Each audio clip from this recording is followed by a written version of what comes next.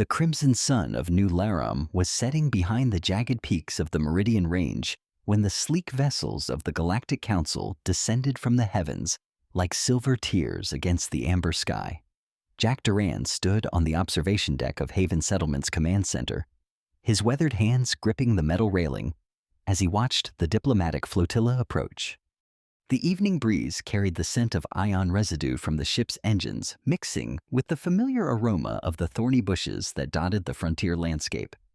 Jack had seen his share of Council ships during his years as a soldier, back when he still believed their promises of unity and prosperity for all human colonies. That was before he learned that prosperity for the core worlds meant exploitation for the rim territories. Before he witnessed firsthand how their protection came with chains disguised as law. "They're early," Sarah muttered, joining him at the railing. Her military bearing remained evident despite the years since she'd shed her uniform, her sharp eyes tracking the incoming vessels with professional precision. Diplomatic protocol suggests they should arrive precisely at the scheduled time. Early arrival indicates either urgency or arrogance. With the Council, it's usually both. Jack replied, his voice carrying the weight of experience.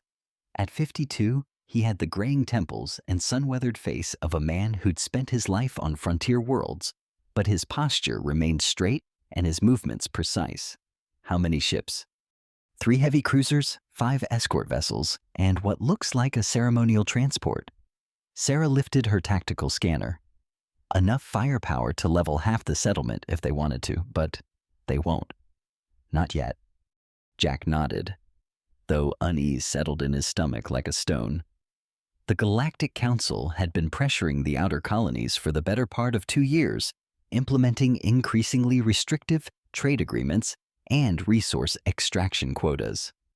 The frontier worlds were rich in rare minerals essential for the Council's technology, but poor in everything else. It was an arrangement that benefited the core worlds immensely, while leaving places like New Laram struggling to maintain basic infrastructure. The lead ship touched down in the designated landing zone with barely a whisper of displaced air, its advanced silencing systems a stark contrast to the noisy atmospheric craft the colonists used. Within minutes, a delegation emerged from the vessel, their pristine uniforms and ceremonial regalia marking them as high-ranking officials. "Showtime," Reed said, approaching from the command center's interior. The former soldier moved with the careful precision of someone who'd spent too many years anticipating ambushes. His hand rested casually near the sidearm, he never removed even in supposedly peaceful situations. Catherine's finished her analysis of the preliminary treaty documents they transmitted. "You're not going to like it." Jack's jaw tightened. "Show me." They moved inside to the command center's main briefing room where Catherine had spread holographic displays across the central table. The neuroscientist turned doctor had been the first to question the Council's motives when trade restrictions began affecting medical supplies. Her analytical mind had proven invaluable in dissecting the legal language of Council documents. "The treaty is a masterpiece of legal deception," Catherine began without preamble, her fingers dancing through the holographic text to highlight specific clauses. On the surface, it appears to be a standard mutual defense agreement promising protection and economic cooperation. But buried in subsections 4.7 through 4-12, they've essentially granted themselves unlimited extraction rights. "Define unlimited," Sarah said, leaning forward.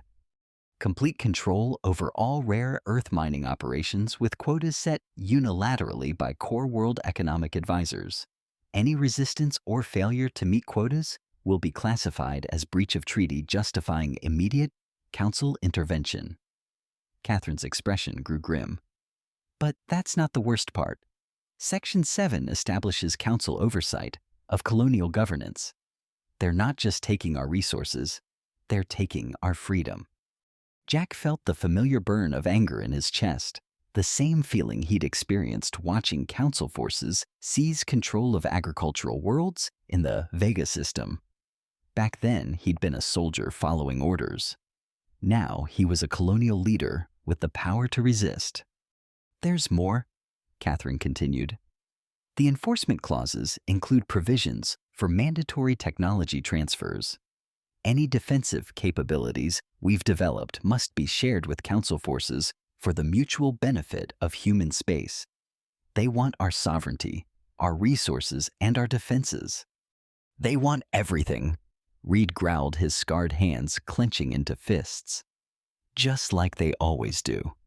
Jack studied the treaty text, his military experience, allowing him to read between the lines of diplomatic language. The Galactic Council had perfected the art of conquest through paperwork binding colonies to agreements that looked beneficial but amounted to economic slavery.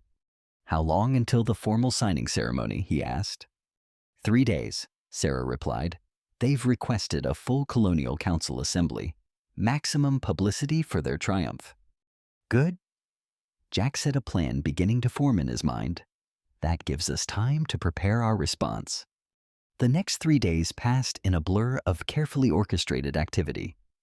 On the surface, Haven Settlement prepared for the ceremony with the expected formality. Council banners were hung alongside colonial flags, catering arrangements were made for the diplomatic delegation, and the settlement's modest assembly hall was configured for the signing event. Beneath this veneer of cooperation, however, Jack and his team were busy with other preparations. Coded messages went out to the other frontier settlements through allegedly routine trade communications.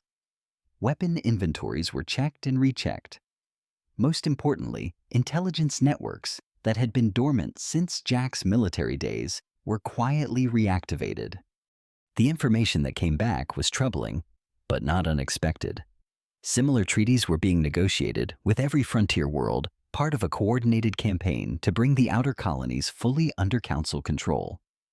Some settlements had already signed their leaders, either fooled by the diplomatic language or simply unwilling to resist. New Horizon agreed to their terms yesterday, Sarah reported grimly on the evening before the ceremony. Governor Martinez apparently believes cooperation is their only option for survival. He might be right, Catherine observed quietly. The Council has the resources to enforce these agreements. Military resistance seems unlikely to succeed. Jack looked at his assembled team, these people who had followed him through the challenges of establishing and maintaining a frontier colony. Sarah, whose tactical brilliance had saved them countless times. Reed, whose loyalty was absolute and whose skills in combat were unmatched. Catherine, whose scientific knowledge and medical expertise kept them healthy and informed. The Council has raw power, so, he acknowledged. Ships, weapons, manpower. But they've forgotten something important about frontier folk. He stood moving to the window that overlooked the settlement. In the distance, he could see the lights of the Council encampment, bright and orderly in the darkness. They've forgotten that some things are worth fighting for, even against impossible odds. The morning of the ceremony dawned clear and bright, New Laram's twin suns casting sharp shadows across the settlement's main square. The assembly hall had been transformed into an impressive venue, with banners representing both the Galactic Council and the frontier colonies arrayed in careful diplomatic balance. Jack dressed carefully in his finest colonial formal wear, a style that managed to be respectful without being submissive. As he fastened the magnetic clasp of his jacket, he felt the subtle weight of the personal shield generator Sarah had insisted he wear. It wouldn't stop a dedicated assassination attempt, but it might buy precious seconds if things went wrong. The Council delegation arrived in full ceremonial regalia, their uniforms gleaming with medals and decorations that spoke of authority stretching across light years of space. At their head walked Director Yolanda Vance, the Council's senior colonial advisor and chief architect of their expansion policies. She was a woman in her 60s, silver-haired and elegant, who had perfected the art of conquest through smile and pen. Administrator Duran. She greeted him with a warm smile that didn't reach her eyes. Thank you for your hospitality during these negotiations. I trust you're as eager as we are to formalize this beneficial agreement. Indeed, Director Vance, Jack replied, matching her tone. The people of New Laram are very interested in hearing exactly what the Council is offering. The ceremony proceeded with the expected pomp and circumstance. Speeches were given about cooperation, and shared human destiny among the stars. The Council's propaganda machine worked overtime, describing the treaty as a historic step toward unified human expansion and prosperity. Jack listened to it all with the patience of a man who had once been required to sit through similar ceremonies as a young officer. He watched the faces of his fellow colonists in the audience, seeing the wariness in their expressions, despite the grand words being spoken. When the time came for the actual signing, the treaty documents were presented on an ornate display podium in the center of the hall. The massive holographic projectors showed every word clearly to the assembled crowd, though Jack noticed that certain sections remained mysteriously scrolled past too quickly for easy reading. Director Vance signed first with a flourish, her signature appearing in golden light beneath the council seal. The other council representatives followed suit, each adding their authorization to the document. Finally, it was Jack's turn. He stepped forward, the ceremonial signing stylus in his hand. The entire hall fell silent, waiting for him to complete the formality that would bind New Laram to the council's vision of order and progress. Jack looked down at the treaty one final time, his eyes scanning the deceptive words that promised partnership while delivering servitude. He thought of his father, who had died building the first settlement on New Laram, with nothing but determination and dreams of freedom. He thought of the other settlers who had trusted him to lead, who deserved better than this gilded cage. Then he reached into his jacket and withdrew a small device that Catherine had designed based on her research into document erasure technology. With a quick motion, he activated it and placed it against the treaty display. The effect was immediate and dramatic. The holographic treaty shimmered its text, beginning to fragment and dissolve. But Jack wasn't done. With deliberate movements, he reached for the primary display matrix and began systematically destroying the hardware. Sparks flew as he tore apart the ceremonial podium, scattering pieces of advanced council technology across the hall's stage. The sound of rending metal and shattering components echoed through the sudden chaos. "This treaty is a lie," Jack declared, his voice carrying clearly through the hall's acoustics. "It promises partnership while delivering slavery. It speaks of mutual benefit while taking everything we've built. The frontier colonies will not be willing participants in our own subjugation." Director Vance stared at him in shock, her diplomatic composure finally cracking. "Administrator Duran, you have just committed an act of rebellion against lawful authority. The consequences..." "The consequences," Jack interrupted, "will be whatever we make them. The council may have forgotten that the frontier was settled by people who refused to accept anyone else's definition of their limits." Security forces moved toward the stage, but Jack's people were ready. Reed and several other veterans had positioned themselves strategically throughout the hall, and suddenly the council's escort found themselves outnumbered and outmaneuvered. "Stand down," Jack commanded, his voice carrying the authority of his military years. "No one needs to die today. Director Vance, you and your delegation will be permitted to return to your ships unharmed. But the treaty is dead, and any attempt to enforce it will be met with resistance." The director's face had gone pale, her diplomatic training clearly never having covered this contingency. "You're making a grave mistake, Duran. The council's patience has limits." "So does our tolerance for oppression," Jack replied calmly. "Tell your superiors that the frontier remembers what freedom means." What followed was a tense standoff that stretched for nearly an hour. Council security teams surrounded the hall, while colonial militia took defensive positions throughout the settlement. For a moment, it seemed that the situation might explode into immediate violence. But Director Vance was too experienced a politician to start a war over a diplomatic embarrassment. With tight lips and furious eyes, she ordered her people to withdraw. The council delegation departed New Laram with the kind of smooth efficiency that promised swift and terrible retribution. As the silver ships disappeared into the star-filled sky, Jack stood once again on his observation deck, this time surrounded by his senior staff and a growing crowd of colonists who had watched the events unfold. "So?" Sarah said quietly. "What now?" Jack looked up at the stars bright and distant in New Laram's thin atmosphere. Somewhere among them, the council was already planning their response. Fleets would be mobilized, resources marshaled, public opinion shaped to justify whatever action they chose to take. "Now we prepare," he said simply. The council thought we were bluffing. They're about to learn otherwise. The days that followed the ceremony were a whirlwind of activity. Jack used every contact from his military days, every favor owed and debt outstanding to reach out to the other frontier colonies.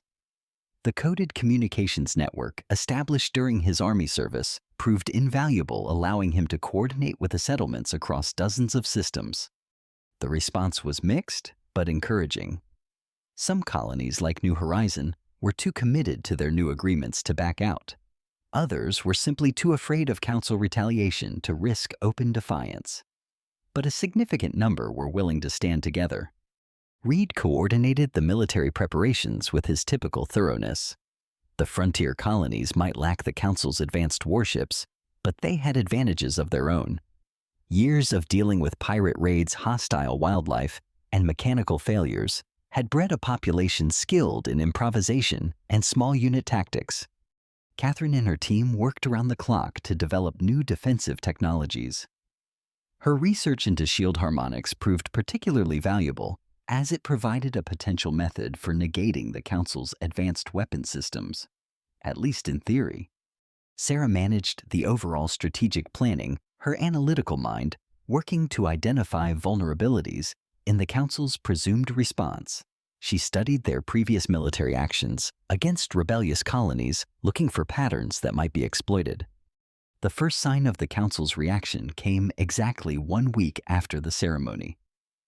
A single heavy cruiser dropped out of hyperspace at the edge of the New Laram system, transmitting a message demanding the unconditional surrender of Jack Durand for crimes against galactic peace and security. Jack's response was broadcast on all frequencies. The Galactic Council has no jurisdiction over free citizens of free worlds. If you wish to take me, come and try. The cruiser remained at the system's edge for 3 days, apparently waiting for reinforcements. When they arrived, it was in force. A full battle fleet comprising 12 capital ships and twice that many escorts. The message was clear: submit or face annihilation. But the Council had underestimated the frontier colonies' resourcefulness. Over the past century, the Outer Worlds had developed an extensive network of defensive satellites, hidden weapons platforms, and sensor arrays. These installations had been built piecemeal, often disguised as commercial or research facilities, creating a system that was difficult to map completely. When the Council fleet moved toward New Laram, they found themselves facing a coordinated defense from multiple colonies. Ships appeared from hidden bases, accelerating on intercept courses. Space around the target systems suddenly filled with active sensors and targeting locks. The first engagement occurred above New Laram's larger moon, where a Council destroyer squadron encountered what appeared to be a single colonial corvette. The destroyer commander, following standard doctrine, moved to capture or destroy the smaller vessel. The corvette led them straight into a carefully prepared trap. Hidden platforms opened fear with weapons that shouldn't have existed on frontier worlds. Particle beams that punched through Council shields, guided missiles that adapted to counter-electronic warfare, and most surprisingly, a gravity well generator that prevented the destroyers from escaping. When the engagement ended, 4 Council vessels were debris, and the corvette limped away with damage but intact.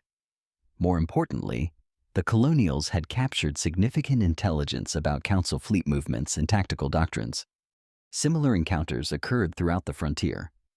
The Council found themselves fighting an enemy that refused to meet them in conventional battle, instead relying on ambush tactics, superior knowledge of local space, and the kind of desperate innovation that regular fleets couldn't match. Jack watched reports of these engagements from Haven Settlement's command center, feeling a grim satisfaction tempered by the knowledge of what was coming. The Council had vast resources to draw upon, and their patience was wearing thin. Intelligence suggests they're bringing in General Morrison, Sarah reported during one of their daily briefings. He's the one who ended the Altair revolt 5 years ago. Jack knew Morrison by reputation, a competent commander who favored overwhelming force and total victory. His appointment meant the council was done playing games. "How long until their reinforcements arrive?" he asked. 3 weeks, maybe 4, Reed answered. But Morrison's not just bringing ships. Word is he's got authorization for full pacification protocols. The room fell silent at that. Everyone knew what pacification protocols meant: the systematic destruction of any colony that resisted council authority. It had happened to the Kepler settlements decades ago, turning thriving worlds into asteroid fields as a lesson to others. Catherine leaned forward, her expression intense. "Jack, I've been working on something. The shield harmonics I mentioned. I think I've found a way to disrupt their main fleet's defensive systems, but it would require getting close to their command ship and, Jack prompted. And it would require someone to manually install the device on their flagship. It's not a mission many people could come back from." Jack looked around the room at the faces of his friends and allies. These were people who had followed him in war and peace, who had trusted him with their lives and futures. The weight of responsibility felt heavier than ever. "We have 3 weeks, he said finally. "Let's make sure Morrison gets a welcome he won't forget." The preparation phase that followed was unlike anything the frontier colonies had ever attempted. Resources were pooled with each settlement, contributing whatever they could spare. Weapons were modified or rebuilt entirely, ships were retrofitted with experimental systems, and most crucially, a coordinated battle plan was developed. Jack found himself at the center of it all, coordinating between military leaders, scientists, and civilian authorities. It was exhausting work, but also oddly reminiscent of his days planning campaigns in the old war. The difference was that this time he wasn't fighting for the Council's vision of order. He was fighting for something he truly believed in. The plan that emerged was audacious in its scope and potentially suicidal in its execution. Rather than attempting to defeat Morrison's fleet in a conventional engagement, they would attempt to turn the Council's own systems against them. Catherine's discovery about shield harmonics had led to the development of a weapon that could theoretically disable an entire fleet simultaneously. The catch was that it required precise targeting data that could only be obtained from aboard the enemy flagship. "It's called the Resonance Cascade," Catherine explained to the assembled strike team leaders. "The Council's ships all use standardized defensive systems, which means they all resonate at the same frequencies. If we can inject a properly calibrated signal into their network, it should create a feedback loop that will bring down every shield in the fleet." Should one of the team leaders questioned. "Will," Catherine corrected firmly. "I've tested it on captured Council equipment. The theory is sound." Reed stepped forward. "The infiltration part is my problem. We've identified a maintenance window when Morrison's flagship will be taking on supplies. If we time it right, a small team can get aboard during the transfer." Jack studied the tactical displays, seeing the enormous risks involved. Even if everything went perfectly, the teams involved in the assault would be in tremendous danger. But without some dramatic gesture, the frontier colonies would be gradually conquered one by one. "I'll lead the infiltration team," he decided. The room erupted in protests. Sarah was the first to speak. "Jack, you're needed here. If this fails, the colonies will need unified leadership to organize the next stage of resistance. And if this succeeds, they'll need someone who understands both the political and military aspects of what comes next," Jack replied calmly. "This isn't just about military victory. It's about proving that the frontier won't submit to tyranny regardless of the cost." Reed nodded slowly. "I've got to admit, having you on the team would be motivational for the troops." "It's decided then," Jack said before anyone else could object. "Sarah, you'll coordinate the overall assault. Make sure the distraction attacks are timed perfectly. We'll only get one chance at this." Morrison's fleet arrived with exactly the kind of overwhelming force the Council favored. 47 ships of the line, including 3 super dreadnoughts and Morrison's flagship, the Iron Resolve. They took position around New Laram, with mathematical precision, establishing overlapping fields of fire that would discourage any direct assault. Morrison himself broadcast a final ultimatum to the rebellious colonies. "I am authorized to offer one final opportunity for peaceful resolution. Surrender Jack Duran and submit to council authority, and no further action will be taken against colonial populations. You have 24 hours to comply." Jack used those 24 hours well. He met with the leaders of each participating colony via secure transmission, ensuring that everyone understood their role in the coming battle. He spent time with his own people, sharing final words and checking that personal affairs were in order. Most importantly, he took a moment to stand once more on his observation deck, looking out at the settlement he had helped build and the untamed landscape of New Laram beyond. The mountains were capped with snow from the recent winter storms, and the evening light painted everything in shades of gold and crimson. Sarah joined him, as he had expected she would. "Any regrets?" she asked quietly. "Many," Jack admitted, "but not about this. The council has to learn that freedom isn't something they can just legislate out of existence. And if we fail," Jack considered the question seriously, "then at least our children will know that we tried, that when the moment came, we didn't just roll over and accept their chains." The assault began exactly 24 hours after Morrison's ultimatum expired. The first phase consisted of diversionary attacks on the outer picket ships designed to draw attention away from the flagship and create confusion in the council fleet's command structure. Colonial ships, many of them modified civilian vessels, burst from hidden positions throughout the system. They moved in unpredictable patterns, using the asteroids and debris fields to mask their approaches. The Council's sensors, calibrated for military vessels, had trouble tracking the smaller, less regular signatures. The Colonials didn't intend to win these engagements. Their goal was simply to create chaos and draw the Council's heaviest ships out of position. It worked better than expected.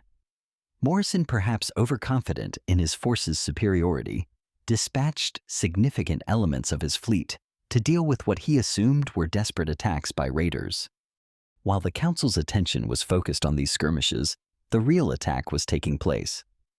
Jack led a team of 8 specialists aboard a commandeered Council maintenance vessel, one that had been captured in an earlier engagement and carefully modified for their infiltration. Getting close to the Iron Resolve required nerves of steel and split-second timing. The maintenance schedule had been obtained through careful intelligence work, but there was no guarantee the information was accurate or that circumstances hadn't changed. As their disguised vessel approached the flagship's docking bay, Jack could feel the tension radiating from his team. These were all volunteers, people who understood the risks and had chosen to come anyway. Reed naturally, along with 2 demolition specialists, a signals expert, and 3 combat engineers. The docking process proceeded smoothly, their false identification codes accepted by the automated systems.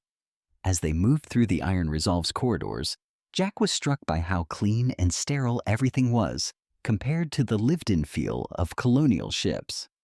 This was a vessel built for war, maintained by people who had never known a frontier world's dusty reality.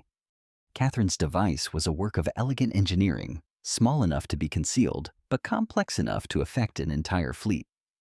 Installing it required access to the ship's main communication array, which meant penetrating to the command deck. They moved through the ship with surgical precision, avoiding patrols through careful timing and judicious use of the maintenance worker disguises. Reed's experience showed, as he guided them through ventilation shafts and service corridors, that most crew members never saw. The critical moment came when they reached the command deck. Despite their careful planning, they were spotted by a security patrol. The firefight that followed was brief but intense, ship's alarms blaring as the infiltrators fought their way to the communication array. Jack personally handled the device installation, his fingers working with steady precision while laser fire scorched the air around him. Catherine had drilled the procedure into him countless times, but doing it under combat conditions was different entirely. As the device activated and began its work, systems throughout the Iron Resolve started experiencing anomalies. The shield harmonics Catherine had discovered were more potent than expected. Not only did they affect the flagship's defenses, but the feedback spread through the fleet's communication network like a virus. "It's working!" the signals expert shouted over the chaos. "Shields are dropping throughout the fleet." But their success came at a price.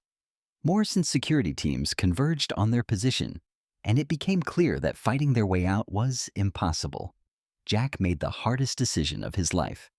"Sarah," he transmitted on the secure channel using the comm system they had just sabotaged, "execute Sunrise Protocol and take care of our people."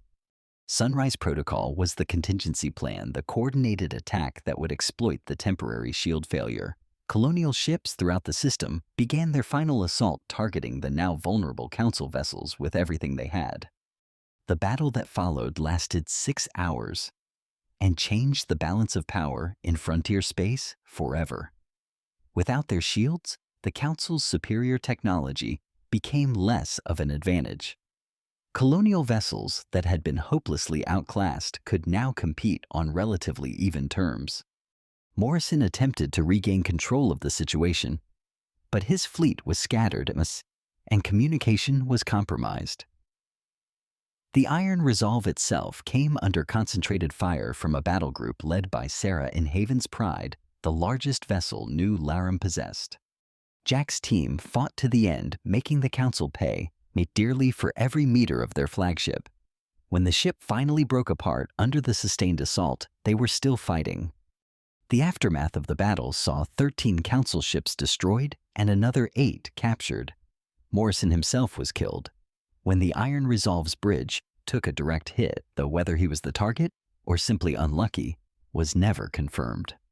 More importantly, the victory sent a message throughout human space. The frontier colonies were not willing subjects to be pushed around at will. They would fight for their freedom, and they could win. Sarah found herself thrust into a leadership role she had never wanted, but was uniquely qualified for. The coalition of frontier worlds that had formed around New Laram's resistance became the foundation for what would eventually be called the Independent Colonies Alliance. The Galactic Council, faced with a military defeat and growing unrest in other frontier regions, was forced to reconsider its expansionist policies.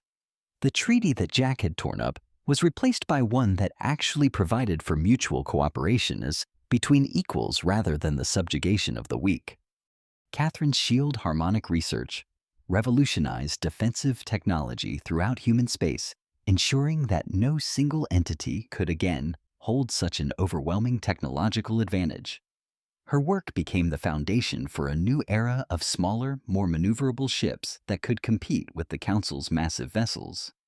Reed took command of the ICA's military forces, his experience and tactical brilliance helping to shape the alliance into an effective defensive organization. He never forgot the lessons learned during the short, sharp war that established their independence. Years later, when historians analyze the events that led to the transformation of human space politics, they would point to that moment in Haven Settlement's assembly hall when Jack Duran chose destruction over submission. The torn treaty became a symbol of resistance, reproduced on flags and monuments throughout the frontier. Jack's sacrifice was not forgotten. New Laram's capital city was renamed Duran, and a monument was erected at the spot where he had stood during the ceremony. The inscription suggested by Sarah and approved unanimously by the Colonial Council was simple: "Some chains can only be broken by those willing to die free rather than live enslaved." The Independent Colonies Alliance grew over the following decades, eventually becoming a significant power in human space. It never sought to dominate others the way the Council had attempted, but instead focused on creating a framework where different human settlements could cooperate as equals rather than as masters and subjects. The Council itself underwent major reforms forced to confront the failures of their colonial policies. While they remained the government of the core worlds, they never again attempted to impose their will on the frontier through force. The balance of power in human space had shifted, and everyone knew it. Dr. Catherine Reeves, as she became known after her election to lead the ICA's Scientific Council, often spoke about the importance of that moment when Jack destroyed the treaty. It wasn't just an act of defiance, she would say. It was a declaration that some principles are more important than any contract, any law, or any threat. Sarah eventually wrote a memoir of the events titled Freedom's Price: How New Laram Changed Everything. In it, she argued that Jack's decision to sacrifice himself rather than allow others to make that choice had been what galvanized the frontier colonies into unified action. He showed us that someone was willing to pay the ultimate price for what we all claim to believe in, she wrote. After that, how could any of us do less? The frontier worlds thrived under their new independence, developing technologies and cultural practices that were uniquely their own. The harsh conditions that had once made them easy targets for exploitation now became sources of strength, teaching them self-reliance and innovation. Trade continued between the frontiers and the core worlds, but on equal terms. The raw materials that had once been extracted under council quotas were now purchased at fair market prices, creating prosperity throughout the outer systems. Even decades later, the story of the treaty that was torn up rather than signed continued to inspire those who faced oppression or injustice. It became a reminder that sometimes the most important battles are won not through careful negotiation or compromise, but through the simple act of saying no when faced with unacceptable terms. The Galactic Council had learned finally and definitively that the human spirit could not be conquered through paperwork and intimidation. The frontier colonies had proven that free people fighting for their homes and principles could stand against any threat. And in the end, that lesson reshaped the galaxy itself, creating a future where tyranny, no matter how well disguised or how overwhelming its force, would always face the possibility of resistance from those who valued freedom above safety, principle above survival. The torn treaty was just paper and light, destroyed in moments. But the act of destroying it echoed across centuries, reminding every generation that freedom once won must be actively defended by those brave enough to put everything at risk rather than accept the chains others would place upon them. Jack Duran had torn up more than a treaty. He had torn down the illusion that the powerful could impose their will on the weak without consequence. And in that moment of destruction, he had created something far more valuable than any alliance or agreement. He had created hope for all those who would come after, showing them that resistance was possible, and that freedom once claimed could be held against any force that tried to take it away.